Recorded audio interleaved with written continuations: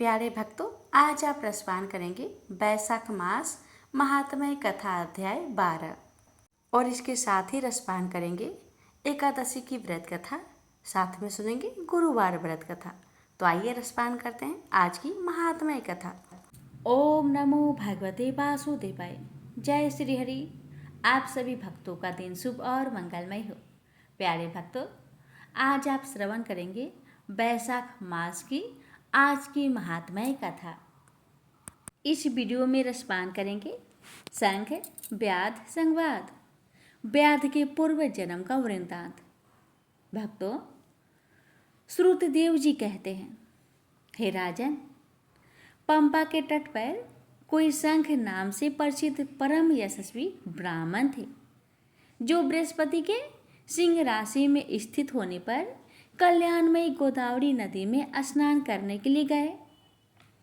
मार्ग में परम पवित्र भीमरथी को पार करने के बाद दुर्गम जल शून्य एवं भयंकर निर्जन वन में धूप से विकल हो गए थे। बैसाख का महीना था और दोपहर का समय था। वे किसी वृक्ष के नीचे जा बैठे। इसी समय कोई दुराचारी व्याध हाथ में धनुष धारण किए वहां पर आया। ब्राह्मण के दर्शन से उसकी बुद्धि पवित्र हो गई और वह इस प्रकार बोला, हे मुने, मैं अत्यंत दुर्बुद्धि एवं पापी हूँ। मेरे ऊपर आपने बड़ी कृपा की है, क्योंकि साधु महात्मा स्वभाव से ही दयालु होते हैं। कहाँ मैं नीच कुल में उत्पन्न हुआ व्याध, और कहाँ मेरी ऐसी पवित्र बुद्धि। मैं इसे केवल आपका ही उत्तम अनुग्रह मानता हूँ। साधु बाबा, मैं आपका शिष्य हूँ, कृपा पात्र हूँ। साधु पुरुषों का समागम होने पर मनुष्य फिर कभी दुखों को नहीं प्राप्त होता है। अतः आप मुझे अपने पाप नाशक वचनों द्वारा ऐसा उपदेश दीजिए जिससे संसार बंधन से छूटने की इच्छा रखने वाले मनुष्य अनायासी भवसागर से पार हो जाते हैं। साधु पुरुषों का चित्त सबके प्रति समान होता है। वे सब प्राणियों के प्रति दयालु होते हैं। उनकी दृष्टि में ना कोई नीच है, ना ऊंच, ना अपना, ना पराया। मनुष्य संतप होकर जब जब गुरुजनों से उपाय पूछता है, तब तब वे उसे संसार बंधन से छुड़ाने वाले ज्ञान का उपदेश करते हैं। जैसे गंगा जी मनुष्य के पापों का नाश करने वाली है, उसी प्रकार मूढ़ जनों का उद्धार करना साधु पुरुषों का स्वभाव ही माना गया है। व्याध के ये वचन सुनकर शंख ने कहा, हे व्याध, यदि तुम कल्याण चाहते हो तो बैसाख महीने में भगवान विष्णु को प्रसन्न और संसार समुद्र से पार करने वाले जो दिव्य धर्म बताए गए हैं उनका पालन करो।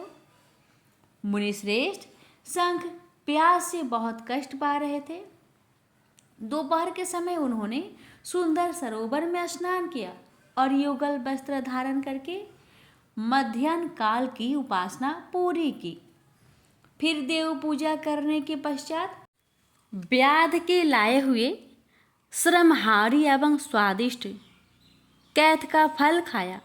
जब वे खा पीकर सुखपूर्वक विराजमान हुए, उस समय व्याध ने हाथ जोड़कर कहा, हे मुने, किस कर्म से मेरा तमोमय व्याध कुल में जन्म हुआ और किससे ऐसी सद्बुद्धि तथा महात्मा की संगति प्राप्त हुई? हे प्रभु, यदि आप ठीक समझे तो मैंने जो कुछ पूछा है वह तथा अन्य जानने योग्य बातें भी मुझसे कहिए।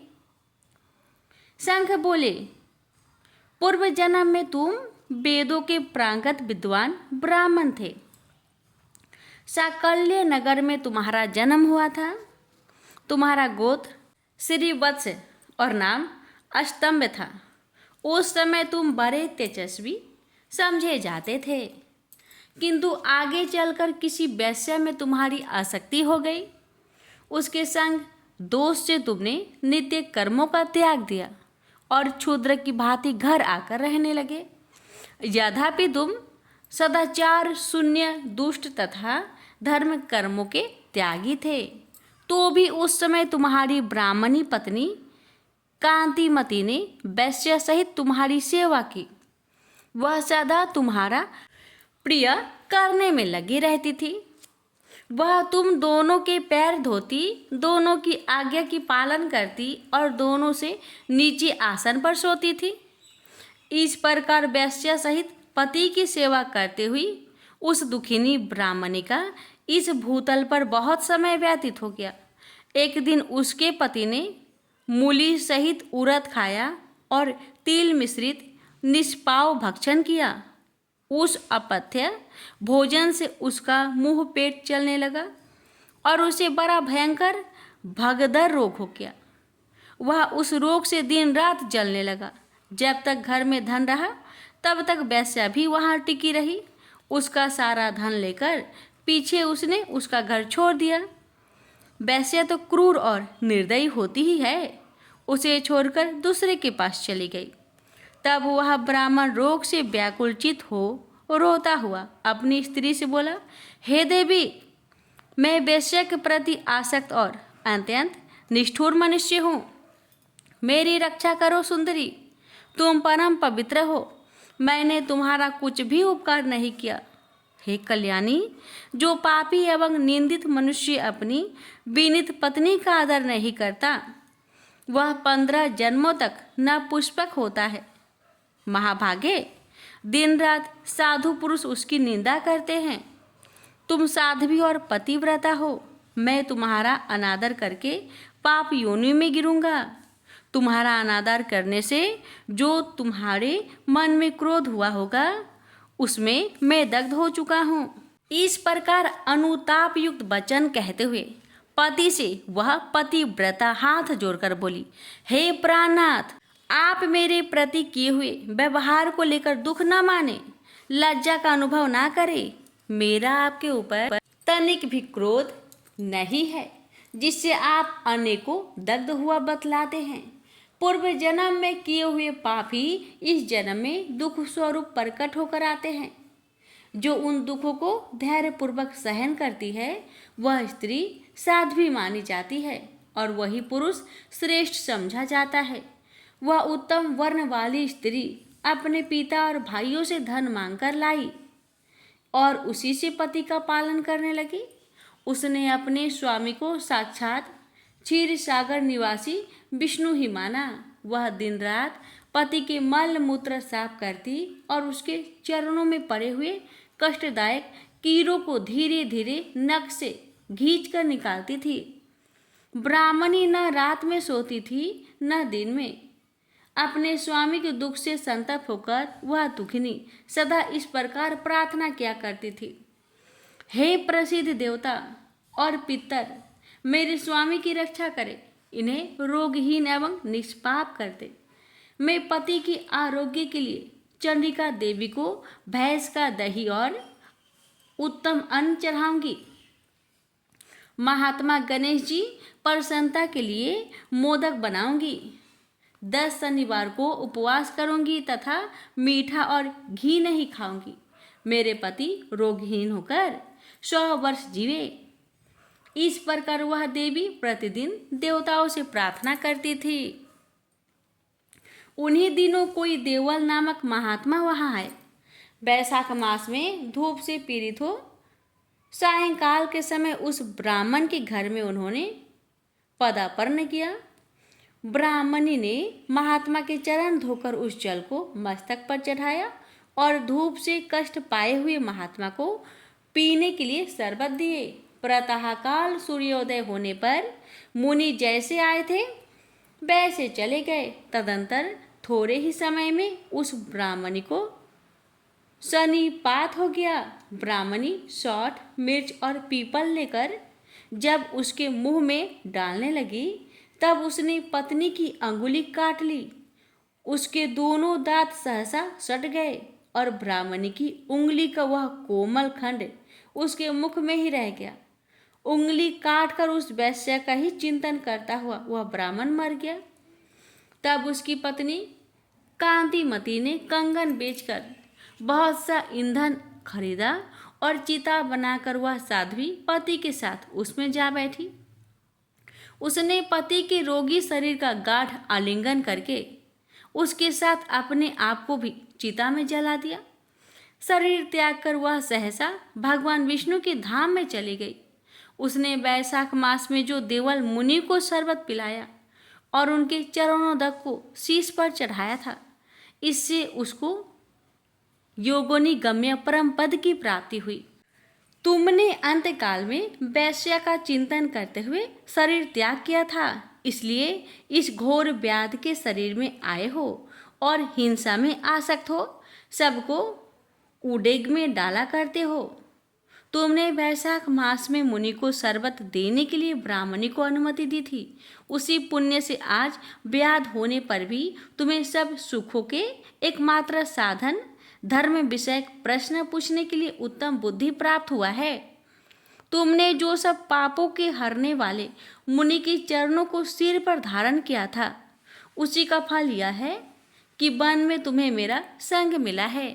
प्रेम से बोलिए ओम नमो भगवते वासुदेवाय। कथा अच्छी लगे तो लाइक शेयर करें। जय श्री हरि।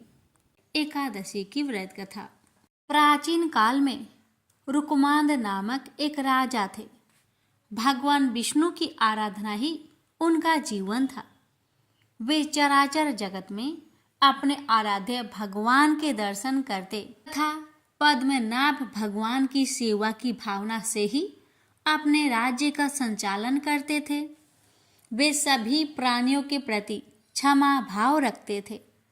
राजा रुकमांद ने अपने जीवन में अपनी समस्त प्रजा एवं परिवार सहित एकादशी व्रत के अनुष्ठान का नियम धारण कर रखा था।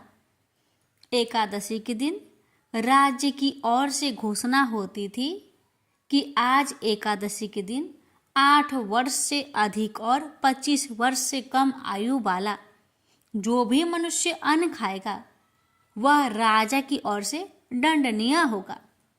एकादशी के दिन सभी लोग गंगा स्नान एवं दान पुण्य करते थे।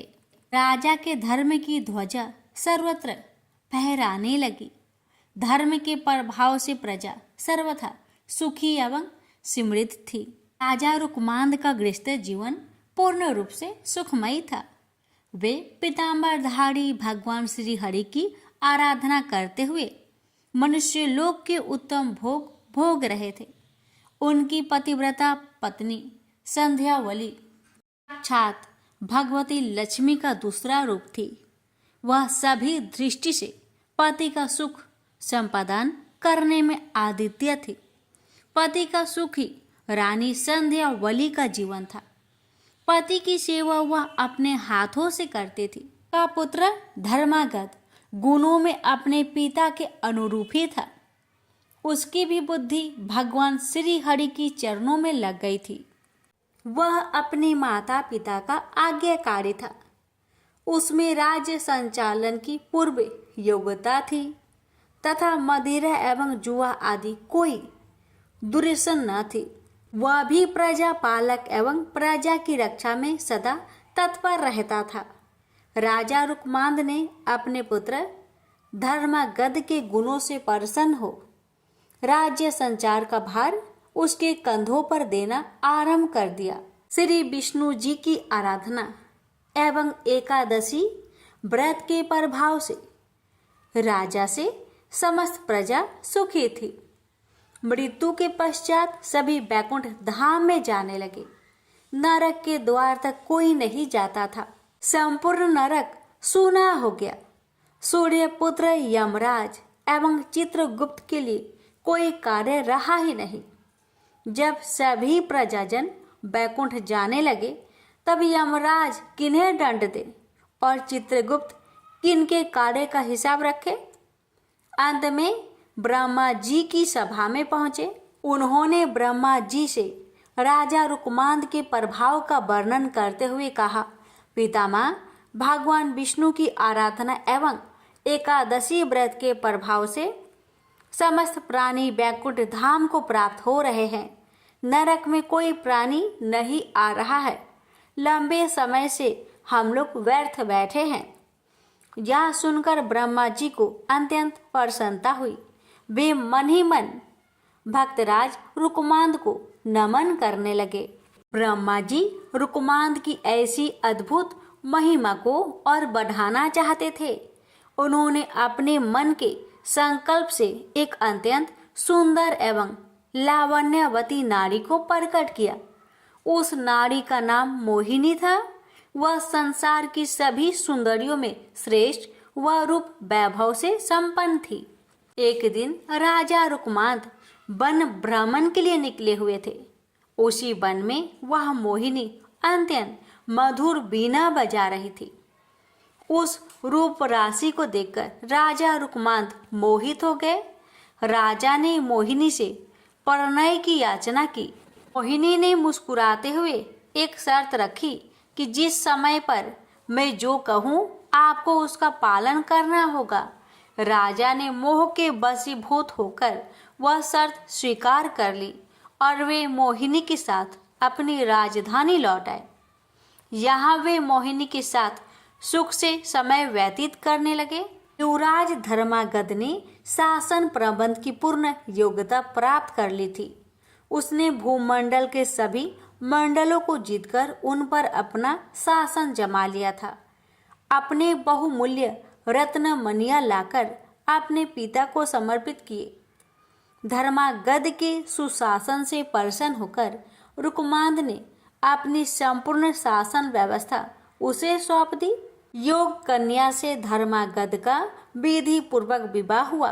ब्रह्मा जी ने मोहिनी को राजा रुकमांद की परीक्षा के लिए ही भेजा था।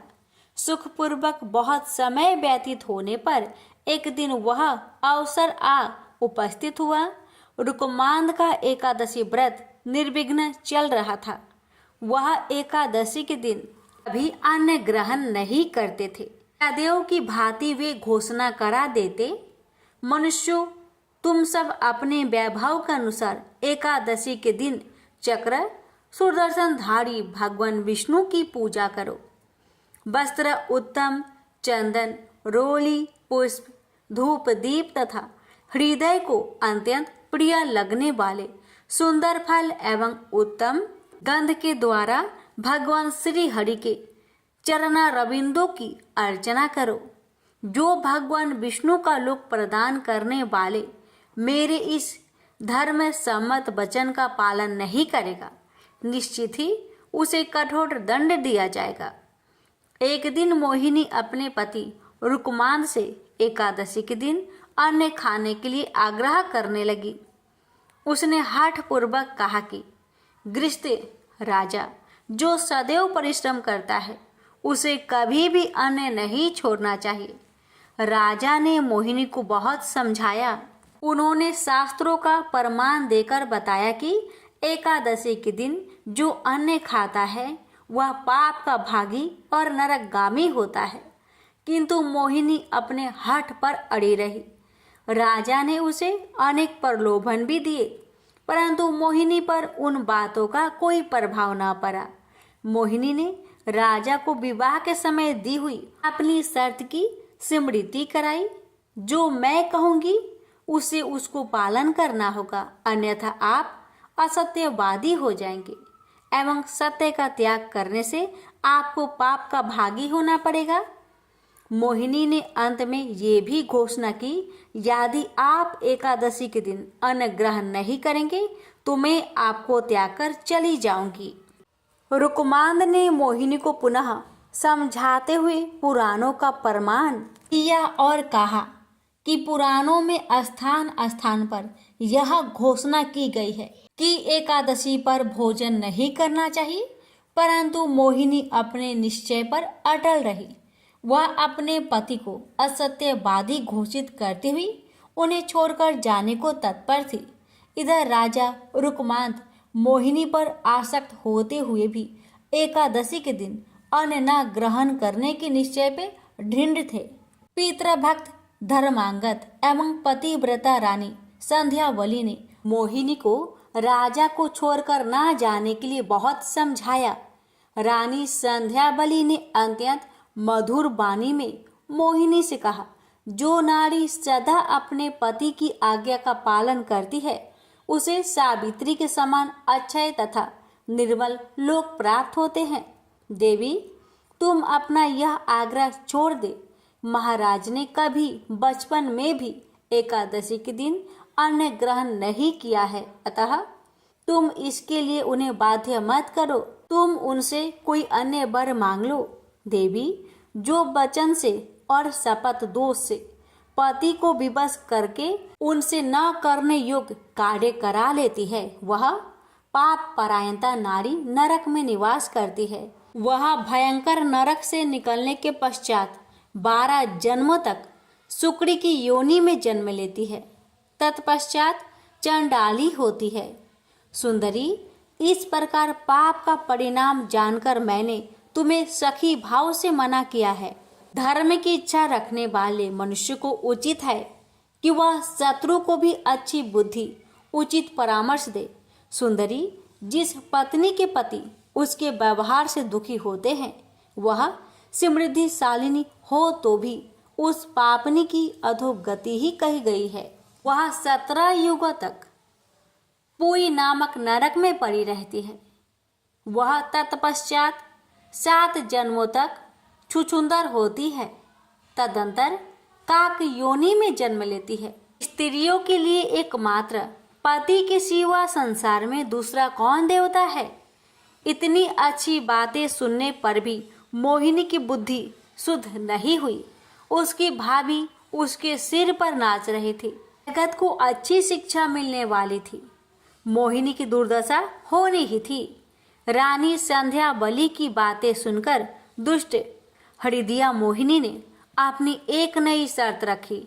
राजा रुकमांद अपने हाथों से अपने पुत्र धर्मागध की सिर काटकर भेंट करे अथवा एकादशी के दिन का अन्न ग्रहण करे, तभी उनके सत्य की रक्षा हो सकती है। राजा रुकमांद मोहिनी की नई शर्त सुनकर अर्ध मूर्छित से होने लगे। मूर्ख मोहिनी को अपनी भाभी दुर्दशा का किंचित मात्र भी विचार नहीं था। वह अपने पति को अनेक समझाने एवं अनुनय विनय करने पर भी कुछ ध्यान न देकर अपने हठ पर अड़ी रही। अंत में धर्मागध एवं रानी संध्या बलि ने महाराजा रुकमान से प्रार्थना करके उन्हें सत्य की रक्षा के लिए राजी किया। सत्य की महिमा विलक्षण है। राजा रुकमांद हाथ में तलवार लेकर धर्मागध का सिर काटने के लिए उद्धत हुए। धर्मागध ने भक्ति पूर्वक माता पिता के चरणों में सिर टेक कर प्रणाम किया और भगवान विष्णु के ध्यान में मग्न हो तलवार की धार के सामने अपना सिर धरती पर रख दिया। कृपालु भगवान विष्णु राजा रुकमांद, रानी संध्या बलि एवं धर्मागध की धैर्य देख रहे थे। चमचमाती तलवार जैसे ही धर्मागध के सिर को छूने वाली थी, तैसे ही भगवान श्री हरि ने प्रकट होकर राजा का हाथ पकड़ लिया। उस अद्भुत दृश्य को देवगण भी देख रहे थे। उनके देखते देखते महात्मा नरेश, रानी संध्या बलि एवं पुत्र धर्मागध के साथ भगवान विष्णु में सशरीर विलीन हो गए। क्रूर हृदया मोहिनी भी यह दृश्य देख रही थी। राजा के पुरोहित बसु से यह सब देखा नहीं गया। उनके संकल्प से दुष्टा मोहिनी वही भस्म में हो गई। प्रेम से बोलिए जय श्री हरि। कथा को जो भी भक्त एकादशी के दिन श्रद्धा भाव से श्रवण करता है, उस भक्त की हर मनोकामना विष्णु भगवान अवश्य ही पूरी करते हैं। प्राचीन काल की बात है। किसी राज्य में एक बड़ा प्रतापी और दानी राजा राज्य करता था। वह हर गुरुवार को व्रत रखकर दीन दुखियों की मदद करके पुण्य प्राप्त करता था। परंतु ये बात उसकी रानी को अच्छी नहीं लगती थी। वह न तो व्रत करती थी और न ही दान पुण्य में विश्वास रखती थी। इतना ही नहीं, वह राजा को भी ऐसा करने से मना करती थी। एक समय की बात है। राजा शिकार खेलने के लिए वन में गए। घर पर रानी और दासी थी। उसी समय गुरु बृहस्पति देव साधु का रूप धारण कर राजा के दरवाजे पर भिक्षा मांगने आए। साधु ने जब रानी से भिक्षा मांगी तो वह कहने लगी, हे साधु महाराज, मैं इस दान और पुण्य से तंग आ गई हूँ। आप कोई ऐसा उपाय बताएं जिससे कि सारा धन नष्ट हो जाए और मैं आराम से रह सकूं। इतना सुनकर बृहस्पति देव ने कहा, हे देवी, तुम बड़ी विचित्र हो। संतान और धन से कोई दुखी होता है? अगर अधिक धन है तो उसे शुभ कार्यों में लगाओ, कुंवारी कन्याओं का विवाह कराओ, विद्यालय और बाग बगीचे का निर्माण कराओ, जिससे तुम्हारे दोनों लोग सुधरे। परंतु साधु की इन बातों से रानी को खुशी नहीं हुई। उसने कहा कि मुझे ऐसे धन की आवश्यकता नहीं है जिसे मैं दान दूं और जिसे संभालने में मेरा सारा समय नष्ट हो जाए। तब साधु ने कहा, अगर तुम्हारी ऐसी इच्छा है तो मैं जैसा तुम्हें बताता हूँ तुम वैसा ही करना। गुरुवार के दिन तुम घर को गोबर से लिपना, अपने बालों को पीली मिट्टी से धोना, राजा से हजामत बनाने को कहना, भोजन में मांस मदिरा का प्रयोग करना, कपड़े धोबी के यहाँ धुलने देना। इस प्रकार 7 बृहस्पतिवार करने से तुम्हारा समस्त धन नष्ट हो जाएगा। इतना कहकर साधु के रूप में बृहस्पति देव अंतर्ध्यान हो गए। साधु के अनुसार कई बातों को पूरा करते हुए रानी को केवल 3 बृहस्पतिवार ही बीते थे कि उसकी समस्त धन संपत्ति नष्ट हो गई। भोजन के लिए राजा का परिवार तरसने लगा।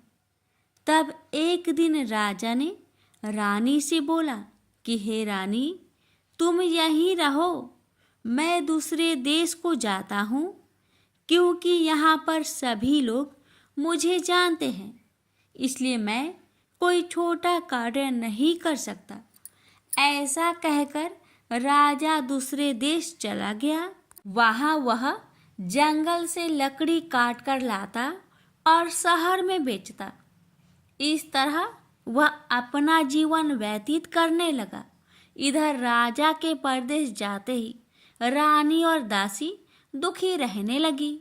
एक बार जब रानी और दासी को 7 दिन तक बिना भोजन के रहना पड़ा तो रानी ने अपनी दासी से कहा, हे दासी, पासी के नगर में मेरी बहन रहती है, वह बड़ी धनवान है, तो उसके पास जा और कुछ ले आ ताकि थोड़ी बहुत गुजर बसर हो जाए।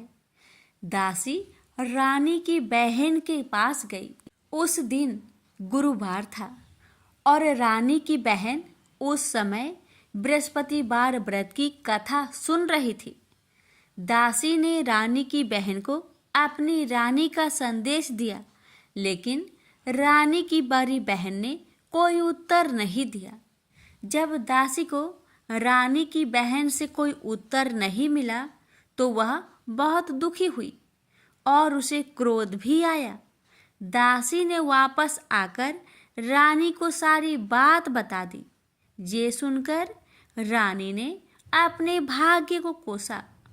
उधर रानी की बहन ने सोचा कि मेरी बहन की दासी आई थी, परंतु मैं उससे नहीं बोली, इससे वह बहुत दुखी हुई होगी।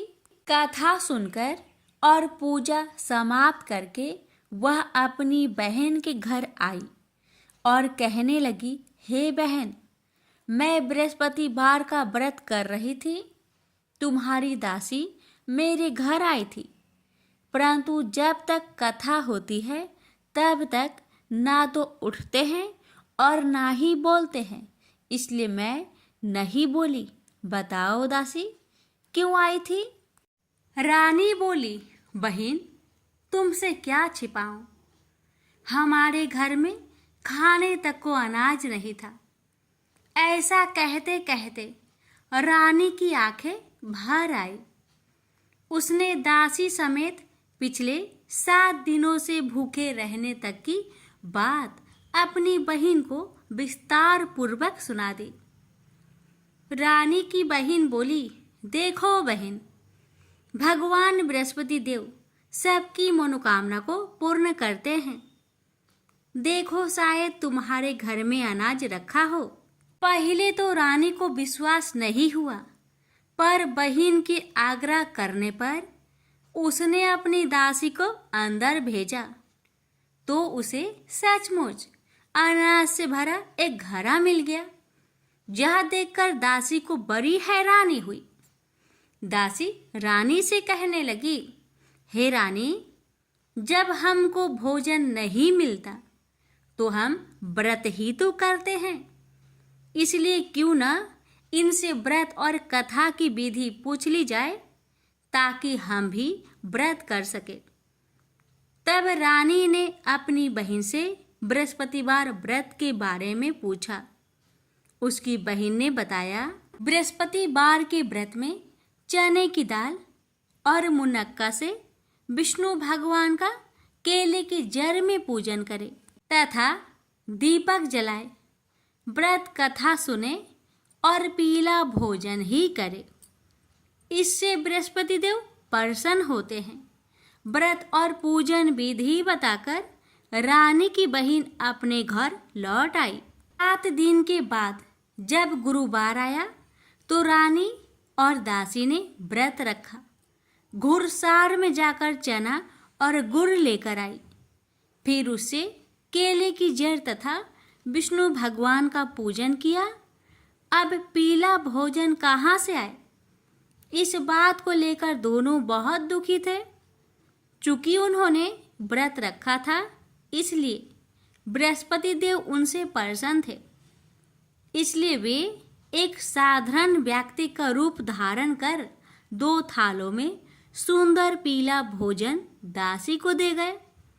भोजन पाकर दासी प्रसन्न हुई और फिर रानी के साथ मिलकर भोजन ग्रहण किया। उसके बाद वे सभी गुरुवार को व्रत और पूजन करने लगी। बृहस्पति भगवान की कृपा से उनके पास फिर से धन संपत्ति आ गई, परंतु रानी फिर से पहले की तरह आलस्य करने लगी। तब दासी बोली, देखो रानी, तुम पहले भी इस प्रकार आलस्य करती थी। तुम्हें धन रखने में कष्ट होता था, इस कारण सभी धन नष्ट हो गया, और अब जब भगवान बृहस्पति की कृपा से धन मिला है तो तुम्हें फिर से आलस्य होता है। रानी को समझाते हुए दासी कहती है कि बड़ी मुसीबतों के बाद हमने यह धन पाया है, इसलिए हमें दान पुण्य करना चाहिए, भूखे मनुष्य को भोजन कराना चाहिए और धन को शुभ कार्य में खर्च करना चाहिए, जिससे तुम्हारे कुल का यश बढ़ेगा, स्वर्ग की प्राप्ति होगी और पितृ प्रसन्न होंगे। दासी की बात मानकर रानी अपना धन शुभ कार्य में खर्च करने लगी, जिससे पूरे नगर में उसका यश फैलने लगा। बृहस्पतिवार व्रत कथा के बाद श्रद्धा के साथ आरती की जानी चाहिए। इसके बाद प्रसाद बांटकर उसे ग्रहण करना चाहिए। एक दिन राजा दुखी होकर जंगल में एक पेड़ के नीचे आसन जमाकर बैठ गया। वह अपनी दशा को याद करके व्याकुल होने लगा। बृहस्पतिवार का दिन था। एकाएक उसने देखा कि निर्जन वन में एक साधु प्रकट हुए। वह साधु भेष में स्वयं बृहस्पति देवता थे। लकड़हारे के सामने आकर बोले, हे लकड़हारे, इस सुनसान जंगल में तू चिंता मग्न क्यों बैठा है? लकड़हारे ने दोनों हाथ जोड़कर प्रणाम किया और उत्तर दिया, महात्मा जी, आप सब कुछ जानते हैं, मैं क्या कहूँ। यह कहकर रोने लगा और साधु को अपनी आत्मकथा सुनाई। महात्मा जी ने कहा, तुम्हारी स्त्री ने बृहस्पति के दिन बृहस्पति भगवान का निरादर किया है, जिसके कारण रुष्ट होकर उन्होंने तुम्हारी यह दशा कर दी। अब तुम चिंता को दूर करके मेरे कहने पर चलो तो तुम्हारे सब कष्ट दूर हो जाएंगे और भगवान पहले से भी अधिक संपत्ति देंगे। तुम बृहस्पतिवार के दिन कथा किया करो। 2 पैसे के चने मुनक्का लाकर उसका प्रसाद बनाओ और शुद्ध जल से लोटे में शक्कर मिलाकर अमृत तैयार करो। कथा के पश्चात अपने सारे परिवार और सुनने वाले प्रेमियों में अमृत व प्रसाद बांटकर आप भी ग्रहण करो। ऐसा करने से भगवान तुम्हारी सब मनोकामनाएं पूरी करेंगे। साधु के ऐसे वचन सुनकर लकड़हारा बोला, हे प्रभु, मुझे लकड़ी बेचकर इतना पैसा नहीं मिलता जिससे भोजन के उपरांत कुछ बचा सकूं। मैंने रात्रि में अपने स्त्री को व्याकुल देखा है और मेरे पास कुछ भी नहीं जिससे मैं उसकी खबर मंगा सकूं। साधु ने कहा, हे लकड़हारे, तुम किसी बात की चिंता मत करो। बृहस्पति के दिन तुम रोजाना की तरह लकड़ियां लेकर शहर को जाओ। तुम्हारे रोज से दुगुना धन प्राप्त होगा, जिससे तुम भली भांति भोजन कर लोगे तथा बृहस्पति देव की पूजा का सामान भी आ जाएगा। इतना कहकर साधु अंतर्ध्यान हो गए। धीरे धीरे समय व्यतीत होने पर फिर वही बृहस्पतिवार का दिन आया। लकड़हारा जंगल से लकड़ी काटकर किसी शहर में बेचने गया। उसे उस दिन और दिन से अधिक पैसा मिला। राजा ने चना गुड़ आदि लाकर गुरुवार का व्रत किया। उस दिन से उसके सभी कलेश दूर हुए। परंतु जब दोबारा गुरुवार का दिन आया तो बृहस्पतिवार का व्रत करना भूल गया। इस कारण बृहस्पति भगवान नाराज हो गए। उस दिन उस नगर के राजा ने विशाल यज्ञ का आयोजन किया तथा शहर में यह घोषणा करा दी कि कोई भी मनुष्य अपने घर में भोजन न बनावे, न आग जलावे। समस्त जनता मेरे यहाँ भोजन करने आवे। इस आज्ञा को जो न मानेगा उसे फांसी की सजा दी जाएगी। इस तरह की घोषणा संपूर्ण नगर में करवा दी गई। राजा की आज्ञा अनुसार शहर के सभी लोग भोजन करने गए, लेकिन लकड़हारा कुछ देर से पहुंचा, इसलिए राजा उसको अपने साथ घर लिवा ले गए और ले जाकर भोजन करा रहे थे तो रानी की दृष्टि उस खूंटी पर पड़ी जिस पर उसका हार लटका हुआ था। वह वहां पर दिखाई नहीं दिया। रानी ने निश्चय किया कि मेरा हार इस मनुष्य ने चुरा लिया है। उसी समय सिपाहियों को बुलवाकर उसको कारागार में डलवा दिया।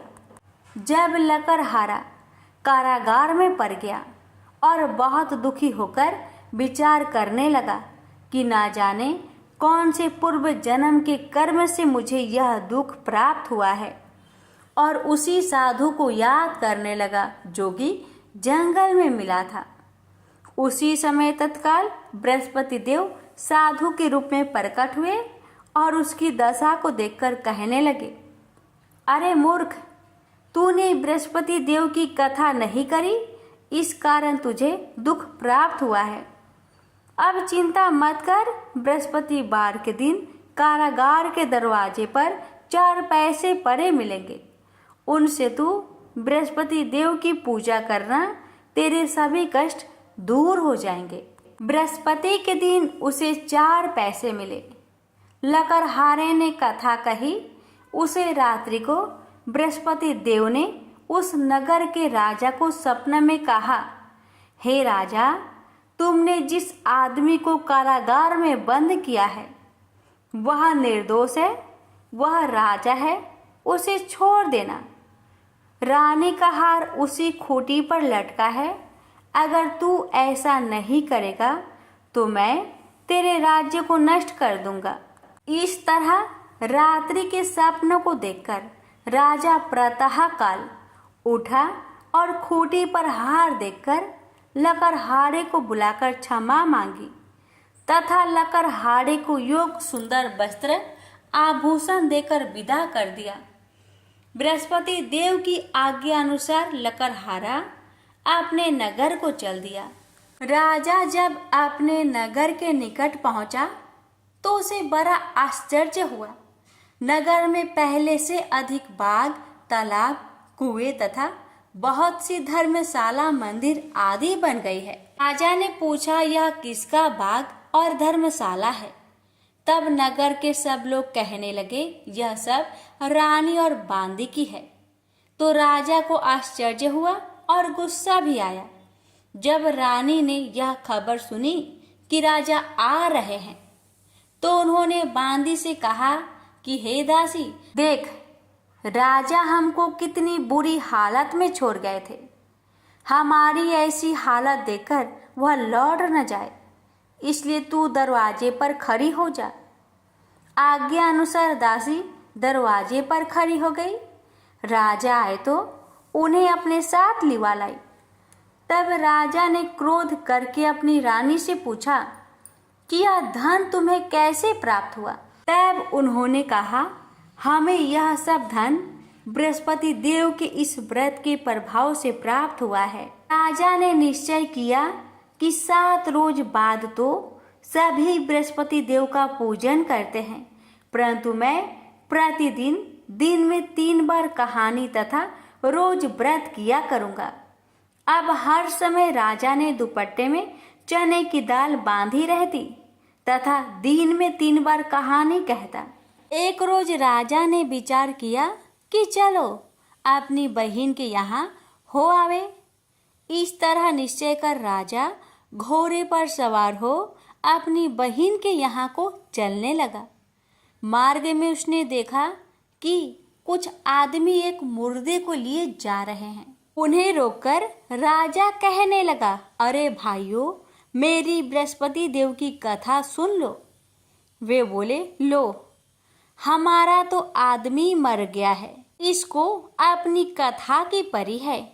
परंतु कुछ आदमी बोले, अच्छा कहो, हम तुम्हारी कथा भी सुनेंगे। राजा ने दाल निकाली और जब कथा आधी हुई थी कि मुर्दा हिलने लग गया, और जब कथा समाप्त हो गई तो राम राम करके मनुष्य उठकर खड़ा हो गया। आगे मार्ग में उसे एक किसान खेत में हल चलाता मिला। राजा ने उसे देख और उससे बोले, अरे भैया, तुम मेरी बृहस्पति बार की कथा सुन लो। किसान बोला, जब तक मैं तेरी कथा सुनूंगा तब तक 4 हरैया जोत लूंगा। जा अपनी कथा किसी और को सुनाना। इस तरह राजा आगे चलने लगा। राजा के हंसते ही बैल पछाड़ खाकर गिर गए तथा किसान के पेट में बड़ी जोर का दर्द होने लगा। उस समय उसकी माँ रोटी लेकर आई। उसने जब यह देखा तो अपने पुत्र से सब हाल पूछा और बेटे ने भी सभी हाल कह दिया। तो बुढ़िया दौड़ी दौड़ी उस घोड़ सवार के पास गई और उससे बोली कि मैं तेरी कथा सुनूंगी, तू अपनी कथा मेरे खेत पर चलकर ही कहना। राजा ने बुढ़िया के खेत पर जाकर कथा कही। इसके सुनते ही वह बैल उठ खड़ा हुई तथा किसान के पेट का दर्द भी बंद हो गया। राजा अपनी बहन के घर पहुंचा। बहन ने भाई की खूब मेहमानी की। दूसरे रोज प्रातःकाल राजा जागा तो वह देखने लगा कि सब लोग भोजन कर रहे हैं। राजा ने अपनी बहन से कहा, ऐसा कोई मनुष्य है जिसने भोजन नहीं किया हो? मेरी बृहस्पतिवार की कथा सुन ले। बहिन बोली, हे भैया, यह देश ऐसा ही है कि पहले यहाँ लोग भोजन करते हैं, बाद में अन्य काम करते हैं। अगर कोई पड़ोस में हो तो देख आऊं। वह ऐसा कहकर देखने चली गई, परंतु उसे कोई ऐसा व्यक्ति नहीं मिला जिसने भोजन न किया हो। अतः वह एक कुम्हार के घर गई जिसका लड़का बीमार था। उसे मालूम हुआ कि उनके यहाँ 3 रोज से किसी ने भोजन नहीं किया है। रानी ने अपने भाई की कथा सुनने के लिए कुम्हार से कहा। वह तैयार हो गया। राजा ने जाकर बृहस्पतिवार की कथा कही, जिसको सुनकर उसका लड़का ठीक हो गया। अब तो राजा की प्रशंसा होने लगी। एक रोज राजा ने अपनी बहन से कहा कि हे बहन, हम अपने घर को जाएंगे, तुम भी तैयार हो जाओ। राजा की बहन ने अपनी सास से कहा। सास ने कहा, हाँ चली जा, परंतु अपने लड़कों को मत ले जाना, क्योंकि तेरे भाई के कोई औलाद नहीं है। बहन ने अपने भैया से कहा, हे भैया, मैं तो चलूंगी पर कोई बालक नहीं जाएगा। राजा बोला, जब कोई बालक नहीं चलेगा तब तुम ही क्या करोगी। बड़े दुखी मन से राजा अपने नगर को लौट आया। राजा ने अपनी रानी से कहा, हम निरवंशी है, हमारा मुंह देखने का धर्म नहीं है और कुछ भोजन आदि नहीं किया। रानी बोली, हे प्रभु, बृहस्पति देव ने हमें सब कुछ दिया है, वह हमें औलाद अवश्य देंगे। उसी रात को बृहस्पति देव ने राजा से सपने में कहा, हे राजा, उठ, सभी सोच त्याग दे, तेरी रानी गर्भ से है। राजा को यह बात सुनकर बड़ी खुशी हुई। 9वें महीने में उसके गर्भ से एक सुंदर पुत्र पैदा हुआ। तब राजा बोला, हे रानी, स्त्री बिना भोजन के रह सकती है, पर बिना कहे नहीं रह सकती। जब मेरी बहन आवे तुम उससे कुछ मत कहना। रानी ने सुनकर हाँ कर दिया। जब राजा की बहन ने यह शुभ समाचार सुना तो वह बहुत खुश हुई तथा बधाई लेकर अपने भाई के यहाँ आई। तभी रानी ने कहा, घोड़ा चढ़कर तो नहीं आई, गधा चढ़ी आई। राजा की बहन बोली, भाभी, मैं इस प्रकार न कहती तो तुम्हें औलाद कैसे मिलती। बृहस्पति देव ऐसे ही हैं, जैसी जिसके मन में कामनाएं हैं सभी को पूर्ण करते हैं। जो सदा भावना पूर्वक बृहस्पतिवार का व्रत करता है एवं कथा पढ़ता अथवा सुनता है, दूसरों को सुनाता है, बृहस्पति देव उसकी सभी मनोकामना पूर्ण करते हैं। तो प्रेम से बोलिए, बृहस्पति भगवान की जय हो।